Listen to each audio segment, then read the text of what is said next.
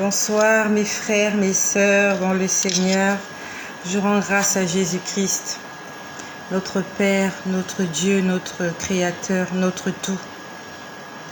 Je rends grâce et je rends gloire au Saint-Esprit, notre ami de tous les jours. Sans le Saint-Esprit, nous ne pouvons rien faire.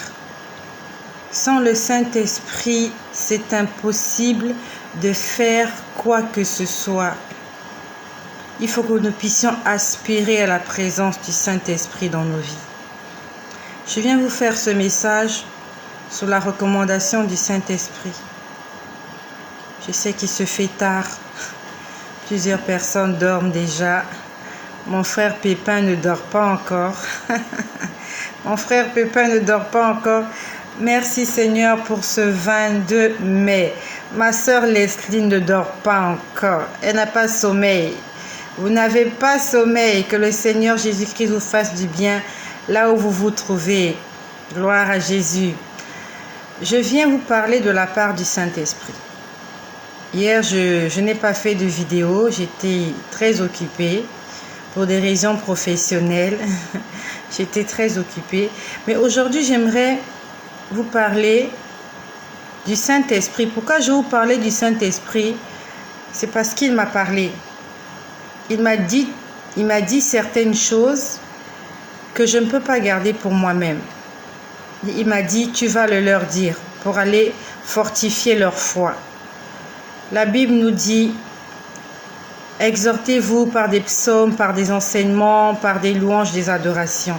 Nous devons ensemble nous exhorter, nous édifier, nous conseiller conformément à la parole de Dieu. Donc, il y a quelque temps de cela, je vous ai dit que le Seigneur je pouvais entendre une chanson la nuit qui parlait du Saint-Esprit. Et ce soir-là, ma chambre était éclairée. Quand je dis éclairée, elle était vraiment éclairée. Pas dans le monde physique, mais dans le monde spirituel. Ma chambre était éblouissante de lumière. Pendant que j'étais en train de prier et d'entendre la chanson qui parlait du Saint-Esprit. Et aujourd'hui encore, en ce 22 mai, que le nom de Jésus soit béni. Le Seigneur m'a permis qu'un 22 mai 2005, exactement, il était 6h et quelques, dans une clinique, j'avais donné naissance à mon premier garçon. Il s'appelle Anthony. Et aujourd'hui, il a 16 ans. Je rends grâce au Seigneur pour mon petit garçon qui a eu 16 ans aujourd'hui. Je l'offre en sacrifice à l'Éternel afin qu'il soit un instrument dans la main de Dieu. Beaucoup de parents aimeraient que leurs enfants soient des chefs d'État, de grands hommes politiques, des médecins, des avocats, des scientifiques. Moi, j'aimerais que mon petit garçon soit un serviteur de l'Éternel. J'aimerais que mon petit garçon soit un sacrificateur dans la maison de Dieu. J'aimerais que mon petit garçon vive dans la crainte. Aujourd'hui, c'est un petit garçon, il a 16 ans. Dans 2 ans, il va entrer dans la majorité. Et je prie que ce soit un serviteur de l'Éternel, qui puisse servir l'Éternel, au-delà de tout ce qui peut devenir sur cette terre, mais qu'il soit d'abord au service du Dieu Tout-Puissant. Et je sacrifie cet enfant que Dieu m'a donné, le seul garçon que j'ai. Je le sacrifie pour le service du Seigneur. Comme Anne avait sacrifié Samuel, j'aimerais que mon petit garçon, Anthony, soit au service du Dieu Tout-Puissant, créateur du ciel et de la terre, qui l'accompagne dans son pèlerinage sur cette terre, qu'Anthony soit un modèle dans la société, que Dieu l'utilise puissamment et que tous les plans du diable contre mon petit garçon et contre ton petit garçon aussi, contre tous tes enfants, contre tous les enfants de la terre, que tous les plans du malin soient nuls et sans effet, au nom puissant et glorieux de Jésus-Christ. Nos enfants ne mourront pas précocement. Ils vivront longtemps, très longtemps, et ils raconteront les merveilles de l'Éternel. Que cela soit ton partage, au nom puissant de Jésus. J'aimerais commencer ce partage par un chant. Aujourd'hui, je vais vous parler du Saint-Esprit et de ce qu'il m'a montré hier et aujourd'hui. Je vais chanter « Notre Dieu aime l'adoration ».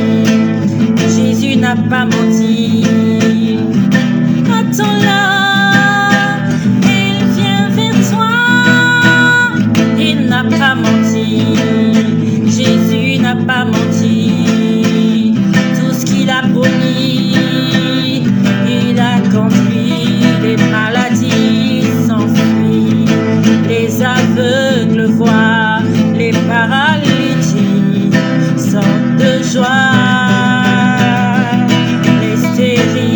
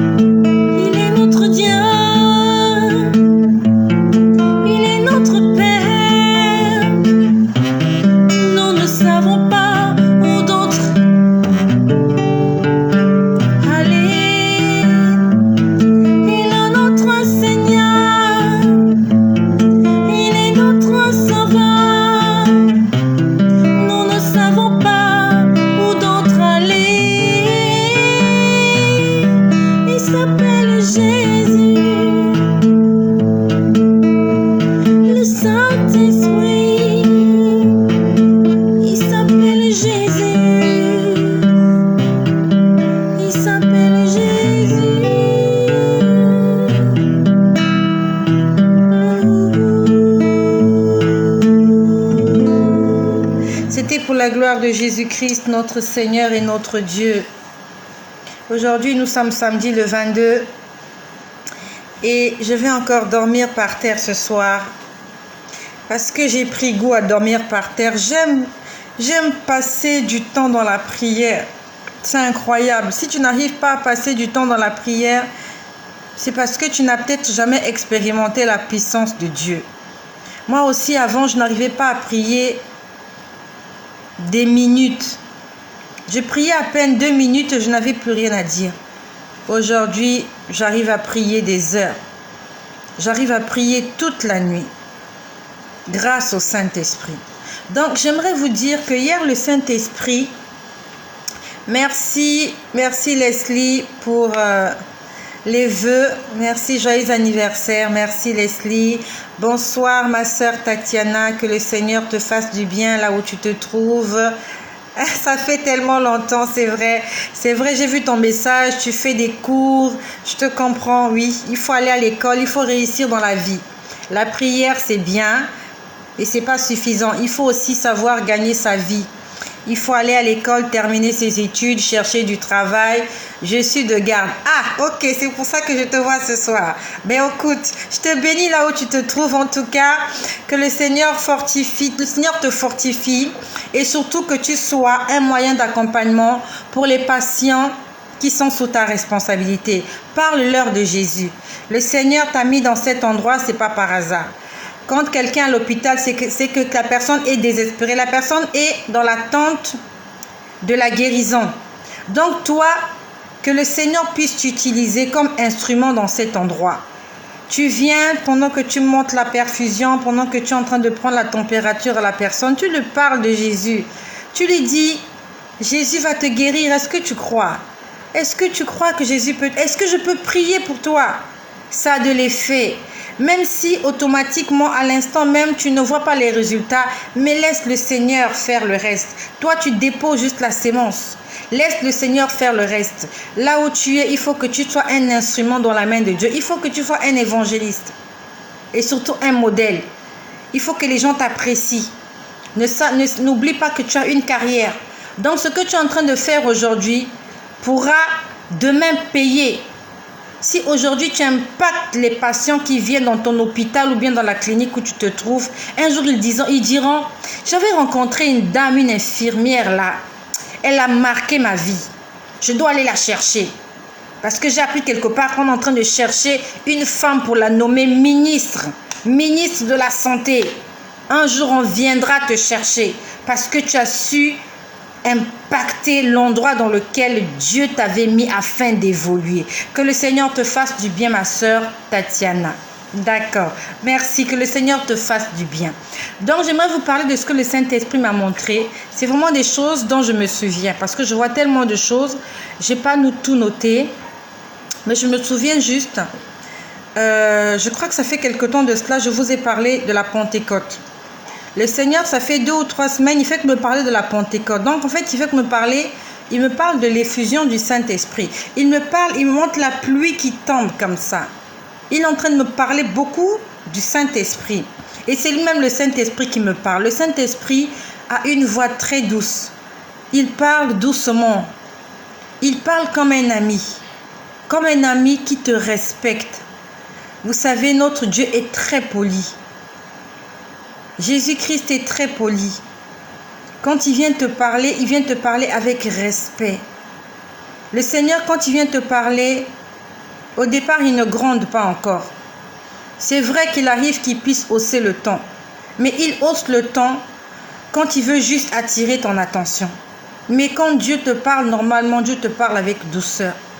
Dieu te parle tendrement. Et j'aime entendre la voix du Saint-Esprit.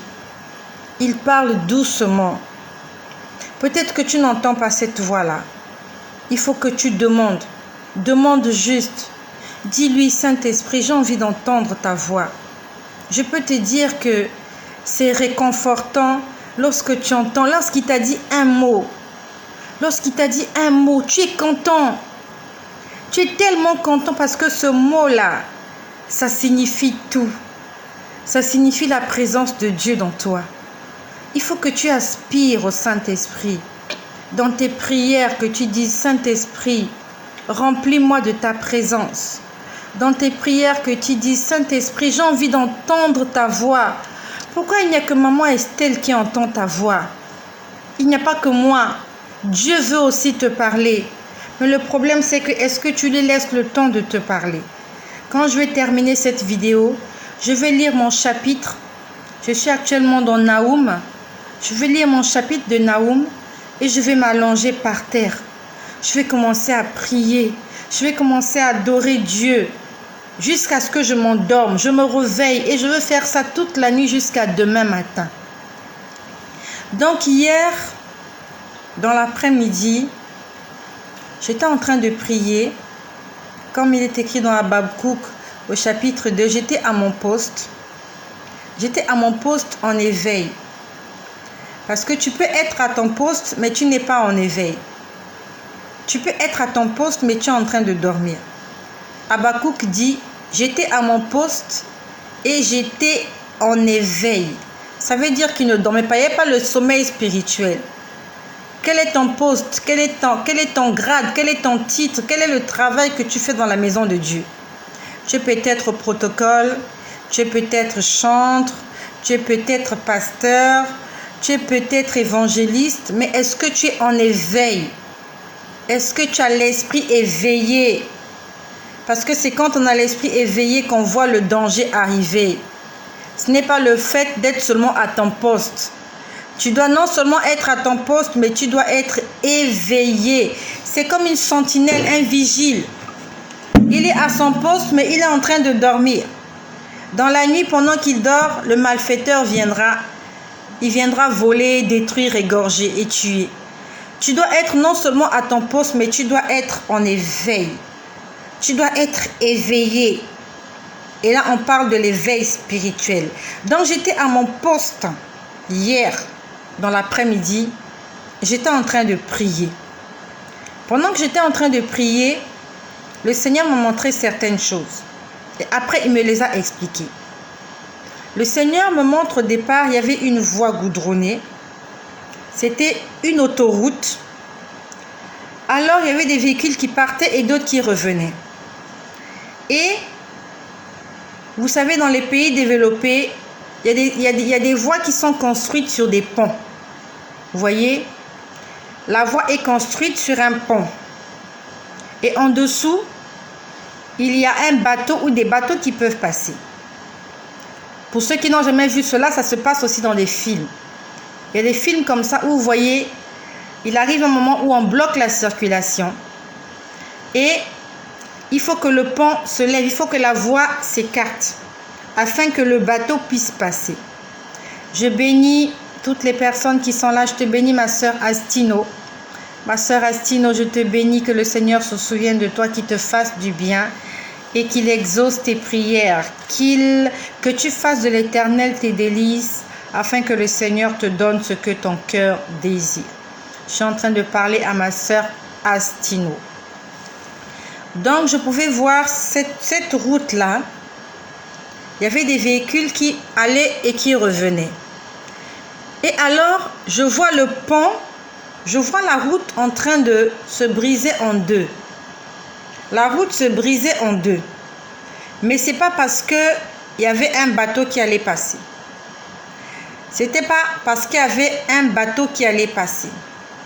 C'était parce qu'il y avait l'ennemi qui est venu briser l'autoroute en deux. Donc j'ai vu un être énorme. Il est venu. Il a brisé la route en deux. La route est devenue inclinée comme ça. Elle était inclinée. Au départ, elle était verticale. La route où les véhicules passaient. Et il y a quelqu'un qui est venu sous la route, sous le pont. Et il a brisé le pont. Le pont était devenu comme ça. Et quand le pont était devenu comme ça, les véhicules qui étaient ici commençaient à tomber, à s'écraser les uns sur les autres. Les véhicules qui étaient aussi de ce côté tombaient, repartaient en marche arrière et s'écrasaient les uns sur les autres. C'était pareil pour les piétons. Donc tout le monde était en train de tomber.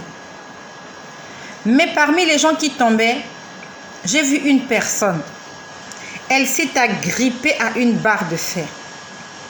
Elle s'est vraiment agrippée, elle n'est pas tombée. Les véhicules reculaient, tombaient, allaient s'écraser. Les véhicules tombaient, allaient s'écraser les unes sur les autres, de l'autre côté, de part et d'autre. Et il y avait cet être-là, il était content de faire ça. Il était content de détruire la voie, de créer. En fait, il était content de s'aimer la pagaille. Mais j'ai vu une personne s'accrocher de toutes ses forces à une barre de fer pour ne pas s'écraser en dessous. Quand j'ai vu l'image, je n'ai pas compris. Après, le Seigneur me montre une autre voie. C'était vraiment en vision. Je suis en train de le voir comme sur un écran, comme vous me voyez là maintenant. Je vois 3 élèves. Quand je parle des élèves, ce sont des élèves de l'école. Ils étaient habillés en uniforme scolaire. Je ne sais pas quelle est la couleur que les élèves portent dans la ville où tu te trouves, dans le pays où tu te trouves. Mais c'était des élèves, ils étaient en uniforme. Je savais qu'ils partaient à l'école. Ils étaient au nombre de 3. Il y avait 2 garçons et une fille. Il y avait un grand garçon, une grande fille et puis un petit garçon. Quand ils étaient en train de marcher, arrivés devant la porte de l'école, devant le portail de l'école, les 3 se sont retournés pour regarder quelque chose. En fait, il y avait un danger qui arrivait. Il y avait un danger qui arrivait et les 3 élèves, les 3 enfants, au même moment, se sont retournés pour voir le danger qui venait vers eux. Puis après, quand j'ai vu la scène, en fait, je n'ai pas compris ce que le Seigneur voulait me dire. Il faisait que me montrer des images, il ne m'expliquait pas. Puis après, je vois encore une autre autoroute. Je vois une autoroute, vraiment une grande autoroute. Il y avait des voitures qui venaient et qui passaient, mais vraiment c'était, on va dire que de chaque côté de l'autoroute, il y avait au moins 3 rangées de véhicules. Mais ils allaient à vive allure. Ils allaient vraiment à vive allure. Et je vois une jeune élève. Elle était aussi en uniforme. Une petite fille. Elle voulait traverser. Elle voulait traverser l'autoroute et aller de l'autre côté. Dans les pays développés, c'est interdit de traverser l'autoroute à pied. C'est interdit. Parce que c'est un endroit très dangereux. Vous ne pouvez pas traverser l'autoroute à pied. C'est une zone interdite aux piétons. Et cette jeune fille était juste là. Elle voulait passer de l'autre côté. Et elle était là. Les voitures passaient. Personne ne voulait s'arrêter pour la laisser traverser. Et j'ai vu une personne arriver sur sa droite. Une grande personne. La personne l'a pris par la main. La personne l'a fait traverser l'autoroute. Et elle s'est retrouvée de l'autre côté. À ce moment-là, le Seigneur a commencé à me parler. Il a commencé à me dire, sans moi, vous ne pouvez rien faire. Sans moi, vous ne pouvez rien faire. Il m'a dit, les élèves que tu as vus, toi tu as l'impression que ce sont des élèves, des enfants. Il m'a dit, ce sont des disciples. La Bible nous dit dans Matthieu 28, au dernier verset, verset 19, « Allez et faites de toutes les nations des disciples. » Un disciple, c'est un élève discipliné. Un disciple de Jésus, c'est quelqu'un qui marche sous les instructions du Seigneur Jésus-Christ. Un disciple de Jésus, c'est celui-là qui a fait de Jésus son maître, son professeur. Il écoute les conseils du maître. Il suit les cours du professeur. Il écoute les explications du maître, de l'enseignant et il les met en application. C'est celui-là, le bon élève. C'est celui-là, le disciple. Et il m'a dit, tu as vu les élèves que tu as vus au nombre de 3. Ils s'apprêtaient à entrer dans l'école. Mais ils se sont arrêtés. Ils ont vu le danger venir de loin. C'est parce qu'il m'a dit, c'est parce qu'ils sont mes disciples. Ça veut dire qu'ils obéissent à ma voix. C'est pour ça qu'ils sont alertés du danger qui va arriver. Il m'a dit, va le dire à mes disciples, que si tu es réellement un disciple de Jésus, si tu es un enfant discipliné, si tu es un élève dans la maison de Dieu, non seulement tu es un élève, mais un élève discipliné, parce qu'il y a des élèves aussi qui sont indisciplinés. Ils viennent à l'école, mais ils n'obéissent pas au règlement intérieur. Vous les voyez habillés en tenue. Ils se réveillent tous les matins avec leur sac en main ou bien leur sac au dos. Il va à l'école, mais il est indiscipliné, il n'aura pas son examen. Mais pourtant, il est habillé aussi en tenue.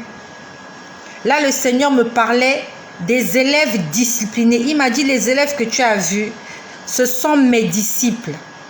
Ils avaient la tenue, non seulement la tenue, mais ils allaient à l'école. Un élève discipliné, un disciple de Jésus, c'est celui-là qui sait aller à l'école, qui sait aller à l'école, qui sait aller à l'église, qui sait aller prendre des enseignements, qui sait aller se faire enseigner. Est-ce que tu es un disciple?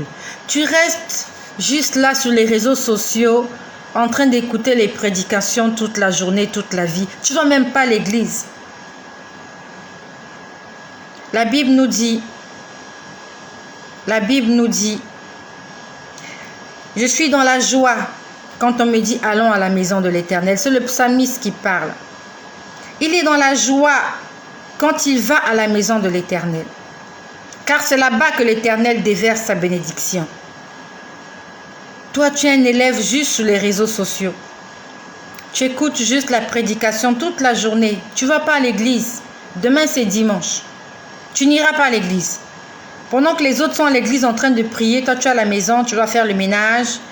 Tu vas laver les assiettes, faire la vaisselle, faire la lessive, t'occuper des enfants, balayer le jardin. Non. Il faut aller à l'église. Il faut aller à l'église. C'est important d'aller à l'école. Que le Seigneur puisse t'enseigner dans sa maison. Je n'ai pas dit que les prédications sur les réseaux sociaux ne sont pas bien. Mais le Seigneur nous exhorte à aller dans sa maison. Parce que c'est là-bas qu'il se passe des choses extraordinaires.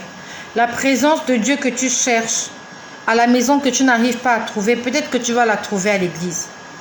Je vous ai dit qu'à l'église, il se passe des choses extraordinaires. Donc, toi qui m'écoutes, je t'exhorte à aller à l'église. Va à l'église, mon frère, va à l'église, ma soeur. Donc, le Seigneur me disait, ce sont mes disciples. Mes disciples sont au courant lorsque le danger arrive. Et mes disciples, quand il y a un danger, ils savent s'accrocher à moi. Ils savent mettre en moi leur confiance afin qu'ils ne tombent pas. La Bible nous dit, confie-toi en l'Éternel et ne t'appuie pas sur ta sagesse. Donc l'autoroute qui était en train d'être cassée par l'ennemi, j'ai vu une personne qui s'était agrippée contre une barre de fer. Elle a tenu la barre de fer très fort et elle n'est pas tombée. Elle ne s'est pas écrasée dans le fond. Il m'a dit, c'est celui-là mon disciple. Quand il y a un danger, il ne panique pas. Il cherche juste où est le rocher, où est la force qui m'empêchera de tomber. Et la force qui nous empêche de tomber, c'est le Saint-Esprit. La Bible nous dit, il vous conduira dans toute la vérité. Il vous enseignera tout. Il vous rappellera les choses passées. Il vous annoncera les choses à venir. Il vous expliquera les choses compliquées. Il s'appelle Saint-Esprit. Il m'a dit, sans moi, vous ne pouvez rien faire. Tu as vu cette personne qui s'agrippait à la barre de fer? Il était en train de s'agripper au roc, à Jésus-Christ. Alors que tout le monde était en train de tomber. Tout le monde était tombé. Les véhicules se sont écrasés sur le bas là-bas. Lui, il est resté accroché à cette barre de fer. Il m'a dit, ces élèves-là, ils ont vu le danger venir de loin. C'est parce qu'ils étaient connectés au Saint-Esprit. Le Saint-Esprit te dit, attention, il ne faut pas aller là. Attention, il y a ceci, ne fais pas ci, ne fais pas ça. Fais ci, fais ça. Et après, il m'a montré cette jeune fille qui voulait traverser l'autoroute. Il était question qu'elle aille de l'autre côté. Mais il y avait des difficultés. Il y avait des embûches. Les véhicules ne voulaient pas s'arrêter. Et j'ai vu une personne venir la prendre par la main et la faire traverser l'autoroute jusque de l'autre côté. Ça s'est passé hier. Il faut que tu fasses du Saint-Esprit ton confident, ton ami, ton compagnon, ton mari, ta femme. Et comme son nom l'indique, il est saint. Il est saint. Ça veut dire qu'il ne viendra habiter que dans un corps qui est saint. C'est quoi un corps qui est saint? C'est un corps qui fuit le péché. C'est difficile, mais ce n'est pas impossible. Tu peux passer une journée sans péché. Si tu fais attention à toi, tu fais attention à ce que tu regardes, tu fais attention à ce que tu vois, tu fais attention à ce qui sort de ta bouche, tu fais attention à ce que tes oreilles écoutent, tu fais attention à là où tes pieds vont. Ça s'appelle la crainte de l'Éternel. Et c'est ça le commencement de la sagesse. Et c'est ça qui amène le Saint-Esprit. C'est ça qui attire le Saint-Esprit. Cette envie que tu as, cette envie que tu manifestes d'obéir à Dieu, de faire plaisir à Dieu. Tu es en train d'attirer le Saint-Esprit vers toi. Tu fais des choses que le Saint-Esprit aime. Tu lis la Bible, tu la médites, tu chantes des louanges, des adorations, tu pries, tu parles de Jésus et surtout, tu t'éloignes du péché. Partout là où il y a le péché, on ne sent pas ton odeur. Tu n'es pas là. Là où il y a les Congos sales, tout ce que vous connaissez, les murmures, les critiques, les jugements, tu n'es pas là-bas. Dès que tu commences à entendre parler, tu te déplaces. Parce que tu ne veux pas pécher. Dieu aime ça. Que tu fuis le péché. Le péché ne disparaîtra pas parce que toi, il faut que tu sois saint. C'est à toi et à moi d'apprendre à fuir le péché. Tu sais que là-bas, c'est sale, tu ne pars pas. Donc, c'est ce que le Seigneur m'a enseigné hier. Et aujourd'hui, 22 mai 2021, nous sommes dans mon église où je prie, au ministère d'évangélisation Jubilé. Nous sommes en prière, nous sommes en programme de 10 jours de prière pour la Pentecôte. Le thème, c'est passer de l'ordinaire à l'extraordinaire. C'est le thème. Et nous allons terminer ces 10 jours de prière demain. Demain, le 23 mai 2021. Donc aujourd'hui, nous étions en prière à l'église. Aujourd'hui, samedi, nous étions en prière à l'église. Et après la prière, il était question qu'on passe à la séance de baptême. Il y a eu baptême aujourd'hui. Il y a eu des gens qui ont pris l'engagement de servir le Seigneur Jésus-Christ et de lui obéir jusqu'à la fin de leur jour. Donc aujourd'hui, pendant que nous étions en prière, nous étions vraiment en prière, c'était très chaud. Le Seigneur m'a montré 2 images. J'ai vu 2 choses. Pendant qu'on était en train de prier, il se passait quelque chose. Il se passait vraiment quelque chose. Même si tu ne vois pas ça à l'église. Mais je veux te dire que chaque fois qu'on prie, il se passe quelque chose. Donc pendant qu'on était en train de prier, on était en train d'attendre la bénédiction de l'Éternel. On était en train de demander à Dieu de nous faire passer à une autre dimension. Que les choses que nous allons faire et voir ne soient plus des choses ordinaires. Que ce soit des choses extraordinaires. Des choses que l'œil humain n'a jamais vues. Des choses que l'oreille humaine n'a jamais entendues. Donc pendant qu'on était en train de prier, je vois une femme. Je vois une femme assise. Elle était assise, ses cheveux étaient défaits. Et je vois une autre personne qui s'approche d'elle et qui était en train de nettoyer ses cheveux afin de en fait, il s'apprêtait à la coiffer. Il s'apprêtait à la coiffer. Elle avait des cheveux défaits et il y avait quelqu'un qui était en train de traiter ses cheveux et il s'apprêtait à la coiffer. Quand j'ai vu cette image, je me suis dit, le Saint-Esprit va faire du bien à beaucoup de gens. Mais il faut que tu sois assise. Une position assise, c'est une position où on est patient, on attend. Quelqu'un qui est assis, c'est quelqu'un qui est patient. Lorsque tu vas quelque part, tu demandes à voir une personne, on te dit qu'il n'est pas là. Tu demandes une chaise ou peut-être qu'on te la propose. Tu dis, je vais l'attendre. C'est la position de la patience. Tu t'es assise et tu attends. La personne qui est impatiente, c'est celle-là qui reste debout, tape du pied, fait des tours, tu vas, tu viens. Celui qui est patient, c'est celui qui s'assoit. Tu t'assois. Comme lors de la distribution des pains dans le désert. La Bible nous dit que Jésus avait prêché l'évangile, il était allé loin dans le désert. Et il y avait une foule qui l'avait suivi. Et bientôt, il allait faire nuit. Et on ne pouvait pas demander à ces gens-là d'aller à la ville chercher du pain. Il était question qu'on puisse le nourrir dans les déserts. Jésus a dit, faites-les asseoir. Reste assise, ma sœur. Reste assis, mon frère. Tu attends que Dieu te fasse du bien. Reste tranquille. Ne sois pas debout, en train de... Tu bouges le pied. Oui, il vient à quelle heure? Non. Assieds-toi. La femme que j'ai vue, elle était assise. Et la femme, c'est le symbole de l'église, l'épouse. L'épouse, c'est celle-là qui sait s'asseoir et attendre. Attendre en silence le secours de l'Éternel. Ce n'est pas en faisant du tapage que Dieu va venir exaucer tes prières. Mais c'est quand tu seras dans l'attente calme, en train de déclarer, en train de proclamer les grandeurs de Dieu, en train de dire, Seigneur, je t'attends. Tu prends ton téléphone, tu dis, Seigneur, je suis assise devant ta maison. On m'a dit que tu n'es pas là, que tu as fait un tour. Mais moi, je t'attends.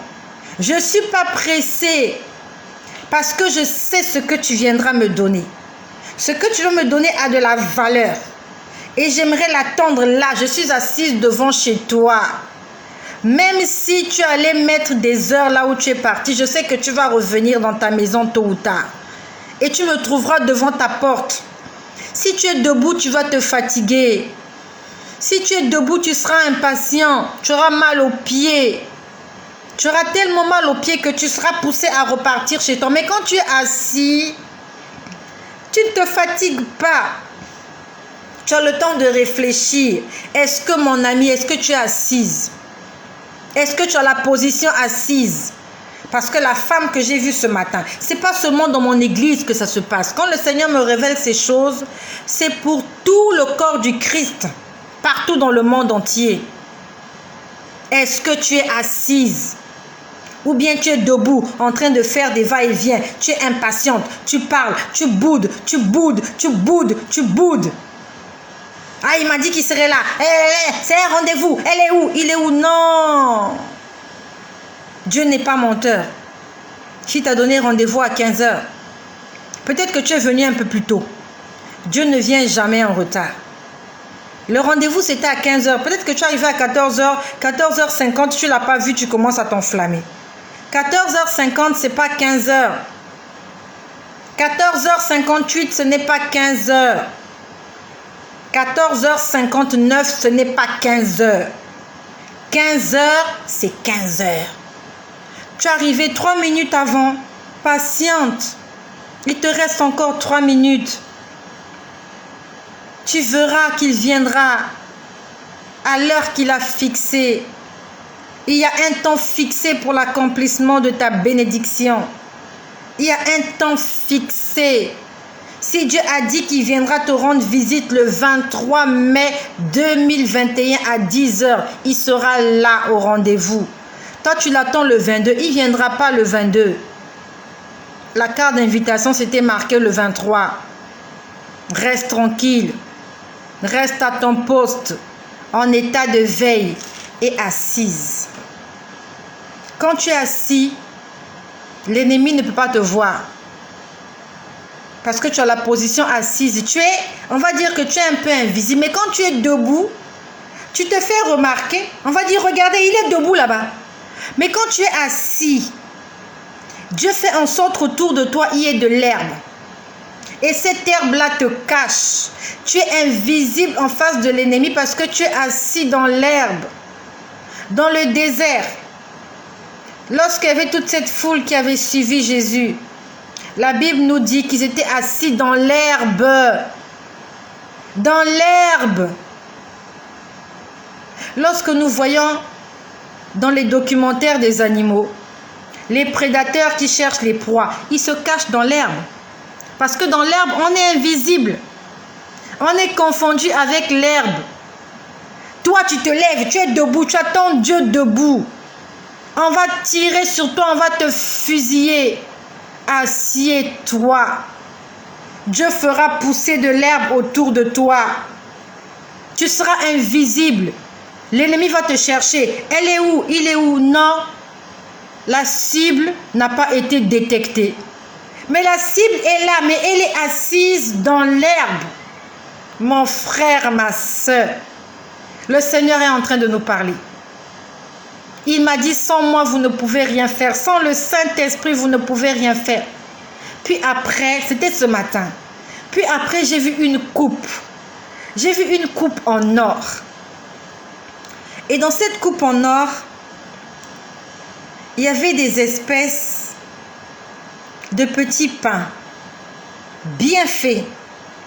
De petits pains comme des petits gâteaux ronds. Ça avait la couleur de la mie de pain. C'était clair, comme la mie de pain. Et je voyais une main. Une main gauche tenir la coupe. Et une main droite prenait ces morceaux de pain-là et les distribuait. On était en train de les distribuer à qui voulait manger. Le Seigneur a dit, mangez, ceci est mon corps. Buvez, ceci est mon sang. L'épouse, c'est celle-là qui mange la chair de l'époux. L'épouse, c'est celle-là qui boit le sang de l'époux. Et je parle des choses spirituelles. Ce n'est pas du sang d'être humain. Ce n'est pas du cannibalisme. Ce n'est pas du vampirisme. Mais ce sont des choses surnaturelles. Quand tu manges le sang de Jésus, quand tu bois le sang de Jésus, et que tu manges sa chair, en fait, tu es en train de réaliser que le Saint-Esprit doit entrer dans ta chair et répandre ses nutriments et ses vitamines dans ton corps. Tu es en train d'accepter corps et âme de manger cela et de devenir un avec cette chose-là en permettant à cet instrument que tu as mangé de répandre ses nutriments dans ton corps. Si aujourd'hui on te présente du poison, tu ne boiras pas le poison parce que tu sais que le poison va te tuer. Ça ne te tuera peut-être pas tout de suite. Mais le fait que tu puisses ingurgiter le poison, il va aller créer quelque chose, une certaine toxicité dans tes organes. C'est pour ça que tu ne boiras pas, tu ne mangeras pas une nourriture ou une boisson empoisonnée. Mais quand tu es conscient que tu manges le corps de Christ, tu sais qu'il y a une partie de lui qui va venir en toi. Et cette partie de lui qui vient en toi, c'est le Saint-Esprit. Et tu laisses le Saint-Esprit agir dans ta vie. Tu as pris le médicament le matin. Tu n'as peut-être pas vu l'évolution de la maladie. Prends la deuxième dose. Prends la troisième dose. Continue le traitement jusqu'à ce que tu te sentes bien. C'est comme ça que le Saint-Esprit travaille. Au fur et à mesure que tu prends ta dose, tu es en train de recevoir et la bénédiction, et le salut, et la santé, et tout ce que tu veux. Mais n'arrête pas ton traitement avant qu'il ne soit trop tard. Ne te fatigue pas. Ce n'est pas parce que tu as pris le premier cachet, le premier médicament, tes maux de tête n'ont pas cessé que tu vas arrêter. Non, continue le traitement, ma soeur. Continue le traitement. Ah, depuis que je viens à l'église, les choses ne marchent pas. Depuis qu'on m'a baptisé, ça ne marche pas. Depuis que j'ai été baptisé du Saint-Esprit, ça ne marche pas. Est-ce que tu continues à prendre le médicament qu'on t'a donné? Est-ce que tu continues à consommer le Saint-Esprit? Le matin, tu as pris ton cachet. À midi, tu as pris ton médicament. Le soir, tu as pris ta dose. Le lendemain matin, tu continues. Après, ainsi de suite, jusqu'à ce que tu vois que ça a de l'effet. Reste assise et persévère. Un traitement, il faut persévérer. Même quand tu vas à l'hôpital, on te fait la goutte épaisse, on détecte que tu as un palu plus. Ce n'est pas une perfusion qui va te guérir. Une perfusion ne guérit pas. Il t'en faut au moins 6, 7, 8. Il y a d'autres même, il leur faut même 20 perfusions. Le premier jour, 2 perfusions. Le troisième jour, 2. Pendant 5, pendant 6 jours. Toi, tu vas à l'hôpital le même jour, tu as fait une crise de palu. On t'a fait une petite injection et tu crois que tu vas guérir. Non, suis le traitement jusqu'au bout. Reste là, persévère. C'est parce qu'on t'a mis la première injection, ça n'a pas marché que tu changes d'hôpital. Reste là, mon frère, ma soeur. Habakkuk 2. La bénédiction, elle tarde. Attends-la, elle s'accomplira. Le Dieu que nous prions, il n'a pas menti. Ce qu'il dit, il va le faire. Dieu n'est pas menteur. C'est Satan qui est menteur. Dieu ne sait pas mentir. Et tout à l'heure, et juste après la prière de ce matin à l'église, nous sommes allés au baptême. Nous avons baptisé des bien-aimés. Et parmi les bien-aimés que nous avons baptisés, il y avait un papa qui était là. Il s'appelle Papa Victor, qui m'avait contacté par les réseaux sociaux. Il a donné sa vie à Jésus. Et il est entré dans les eaux de baptême aujourd'hui. Il a eu un problème de santé. Et j'étais en train de prier. Je dis, Seigneur, fais un miracle. Il a eu un accident vasculaire cérébral. Ça fait 1 an et 6 mois. Et il a un problème avec son côté droit. J'étais en train de dire, Seigneur, je veux voir le miracle de Naaman. Seigneur, je veux voir le miracle. Je veux que lorsqu'il va sortir de l'eau, qu'il puisse se mettre à courir.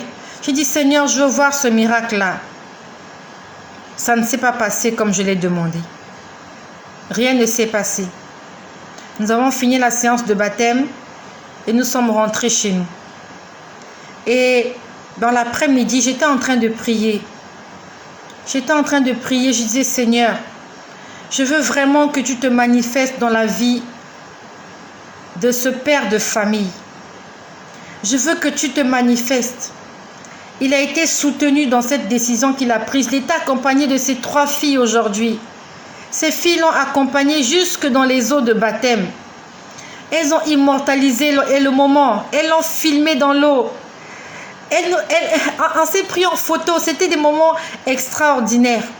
J'ai dit, Seigneur, fais du bien, je t'en supplie. Et j'ai entendu une voix.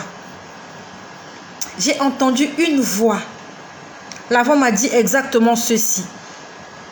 J'étais là allongée sur mon lit en train de prier et de demander au Seigneur de faire un miracle. Que toutes les personnes qui aspirent au Saint-Esprit avec leur cœur, avec leur âme. Lorsqu'on nous parle de l'effusion du Saint-Esprit dans le livre de Marc, dans le livre de Actes des Apôtres, pas Marc, Actes des Apôtres, on nous parle du baptême du Saint-Esprit au chapitre 1. Lorsque nous sommes au chapitre 1, au verset 14. Le Seigneur leur avait dit, restez à Jérusalem jusqu'à ce que la prophétie s'accomplisse, jusqu'à ce que je descende sur vous l'Esprit Saint. Donc, les disciples, ils étaient au nombre de 120. Ils étaient dans la chambre haute en train d'attendre la promesse. Ils attendaient la promesse dans la chambre haute, dans la prière, dans l'adoration. Tu as besoin de la bénédiction. Dieu t'a fait des promesses. Où est-ce que tu attends ta bénédiction? Dans les bars, dans les bistrots, dans les boîtes de nuit, elles ne s'accompliront pas là-bas. Tu dois être dans la chambre haute, comme les disciples. Donc, ce qui m'a interpellé, c'est au verset 14. Nous sommes dans Actes, chapitre 1, verset 14. Il est écrit, « Tous d'un commun accord persévéraient dans la prière. Tous, d'un commun accord. Ça veut dire que ils avaient personnellement décidé de persévérer dans la prière. On n'avait pas forcé quelqu'un. La personne elle-même avait pris la décision de persévérer dans la prière afin d'attendre l'accomplissement de la prophétie. On n'avait pas forcé. De soi-même, tu as pris l'engagement. Je me mets en prière. Non seulement je me mets en prière, mais je persévère. Persévérer signifie, tant que tu n'as pas vu la chose, tu n'arrêtes pas. Tant que tu n'as pas vu la chose, tu n'arrêtes pas. Ceux qui vont chercher de l'or, dans les mines d'or, dans les mines de charbon. Ceux qui vont exploiter les profondeurs des eaux à la recherche du pétrole. Ils creusent pendant des mois, pendant des jours, pendant des semaines, pendant des années, jusqu'à trouver la roche, aller en profondeur et aller extraire ce qu'ils sont en train de chercher. Lorsque quelqu'un est en train de chercher de l'or, il va, il fouille, il creuse, il tourne, il tamise jusqu'à ce qu'il puisse trouver ces petites paillettes d'or qui brillent. Les gens là derrière, ils sont persévérants pour trouver de l'or, pour trouver du charbon, pour trouver du calcaire, pour trouver du pétrole. Les chrétiens ne sont pas persévérants. Les disciples de Jésus ne sont pas persévérants. Il veut que lorsqu'il a prié le matin, l'après-midi, ça s'est accompli. Il a prié l'après-midi, le soir, tout est accompli. La Bible nous dit qu'il persévérait. Ça veut dire qu'il priait encore, encore et encore et encore. Est-ce que si tu étais là au temps des actes des apôtres, est-ce que si tu étais dans la chambre haute, tu allais être persévérant? Est-ce que tu allais persévérer ou tu allais te fatiguer? Je ne sais pas combien de jours ils ont fait dans la chambre haute. Je ne sais pas. Personnellement, je ne sais pas si c'est écrit, mais on nous parle de la persévérance. Le Seigneur a fait des promesses à tout le monde. Même à moi, il m'a fait des promesses. La dernière fois, il m'a dit, tu n'achèteras plus rien. Ça veut dire que je vais recevoir de l'argent de partout. La dernière fois, il m'a dit, le Saint-Esprit t'achètera une voiture. Je ne sais pas de quelle voiture dont il s'agit. Il m'a dit que je vais rencontrer de grandes personnalités. Ça ne s'est pas encore accompli. Mais j'attends. Je ne sais pas dans combien d'années ça va se passer, mais j'attends. Parce qu'il n'a pas menti. Non seulement j'ai la bénédiction qui m'accompagne, mais j'ai aussi la promesse de la longue vie. Il m'a dit que j'ai une longue vie. Ça veut dire que j'ai le temps de voir ces choses s'accomplir. Donc l'après-midi, j'étais allongée. J'entendais une voix qui me dit, tu ne peux pas sortir de ma présence telle que tu es entré. C'est la voix que j'ai entendue. La voix m'a dit, tu ne peux pas sortir de ma présence telle que tu es entré. Donc ça veut dire que le miracle que j'ai demandé à voir aujourd'hui, sur ce bien-aimé qui est entré dans les eaux de baptême et aussi sur toutes les personnes qui attendent que Dieu les bénisse, le Seigneur m'a dit que tu ne peux pas entrer dans sa présence et en sortir tel que tu es entré. Il m'a dit, chaque fois que tu viens dans ma présence, je mets quelque chose en toi. Je retire quelque chose de mauvais et je mets quelque chose de positif. Chaque fois, tu pries le matin avec ton cœur, dans la persévérance. Dieu te donne quelque chose de positif, il te retire quelque chose de négatif. Tu viens prier l'après-midi en persévérant dans la prière. Dieu te donne quelque chose de positif, il t'enlève quelque chose de négatif. Tu viens prier le soir dans la persévérance et dans la foi. Dieu te donne quelque chose de positif, il t'enlève quelque chose de négatif. Il m'a dit que vous ne pouvez pas sortir de ma présence tel que vous êtes entré. Ça veut dire que je n'ai pas vu le miracle se réaliser. Je n'ai pas vu le miracle que j'ai demandé s'accomplir. Mais Dieu a fait quelque chose dans la vie de cette personne-là qui est entrée dans les eaux de baptême.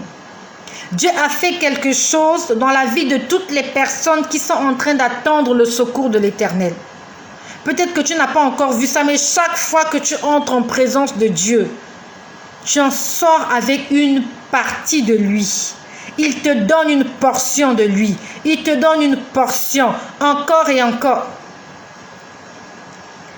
Je ne sais pas si tu es là, si tu as un enfant chez toi. Est-ce que tu as un bébé chez toi ou même toi-même? Vous savez, tu peux manger à ta satiété. Tu peux manger à ta faim le matin. Tu vas te dire, je vais faire le plein pour cette journée, pour que je ne mange pas.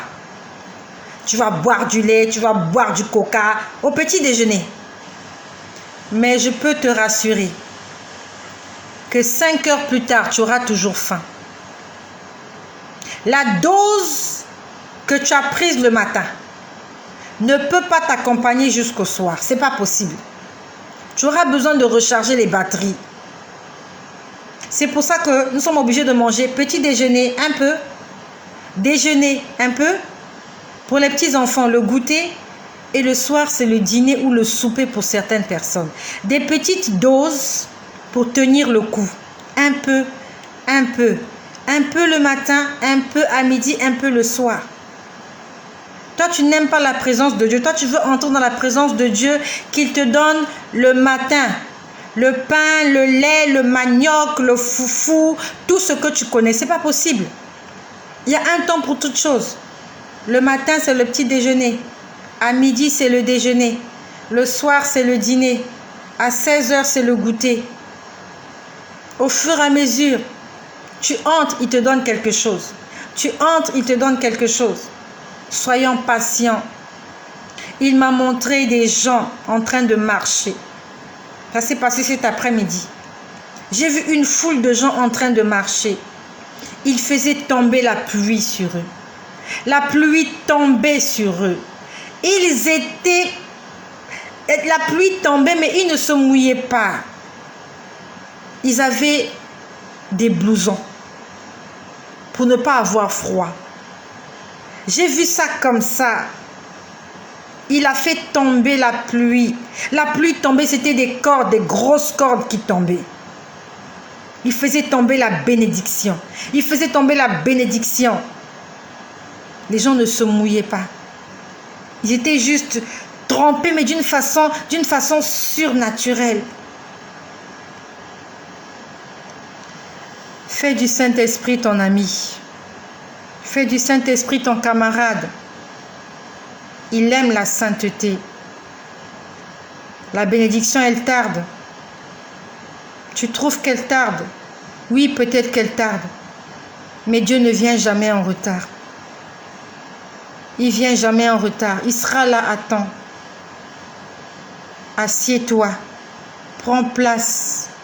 La bénédiction, elle s'accomplira. Sois l'épouse. Attends-la assise, en train de consommer le Saint-Esprit, en train de manger la chair du Seigneur, en train de boire son sang. C'est comme ça que nous allons nous en sortir. C'est comme ça que nous serons alertés du danger. Comme il m'a dit, regarde, mes disciples sont ceux-là qui voient arriver le danger de loin. Nous serons capables de faire des choses extraordinaires. Comme je vous ai dit que j'ai vu cette fille élève, avec la tenue de l'élève. Elle voulait traverser, elle voulait aller de l'autre côté de l'autoroute. Elle ne pouvait pas, il y avait trop de véhicules. Les véhicules ne voulaient pas s'arrêter pour la laisser passer. Et il y a une personne qui est venue la tenir par la main droite et qui l'a fait passer de l'autre côté. Il te dit, allons à l'autre bord. Allons de l'autre côté. Mais il faut que tu te laisses conduire par lui. Si tu vas de toi-même, tu vas te perdre. De nous-mêmes, nous allons nous perdre. Je suis dans la joie, il est 23h35. Tout à l'heure, quand je vais couper cette vidéo, je vais ouvrir ma Bible, je vais la lire. Puis après, je vais m'allonger par terre. Je vais adorer mon Dieu la nuit, par terre. Je vais lui dire, Seigneur, j'attends. J'attends que tu viennes encore me parler. J'attends que tu viennes encore me faire du bien. J'attends que tu viennes encore me faire des promesses. J'aime quand tu me rassures. J'aime quand tu me dis des choses. Aspire à ces choses-là. Ma vie a changé grâce à ça. Grâce au Saint-Esprit. Alors qu'avant je passais les nuits, samedi, c'était soirée pyjama.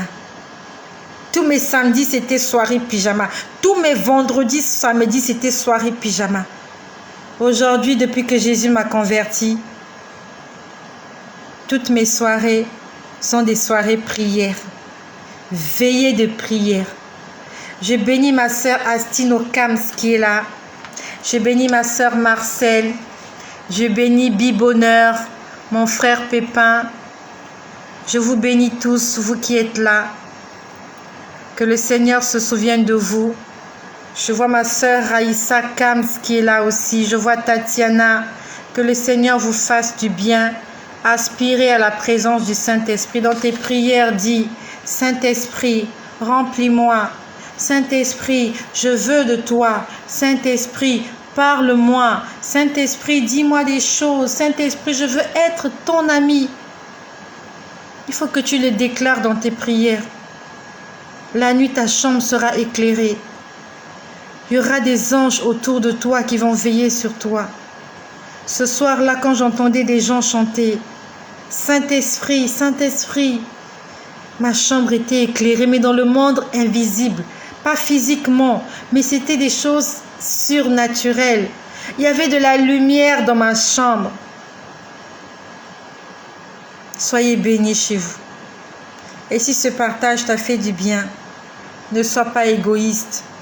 Partage-le avec quelqu'un qui a besoin du Saint-Esprit dans sa vie, afin d'abandonner le péché et d'être agréable au Père.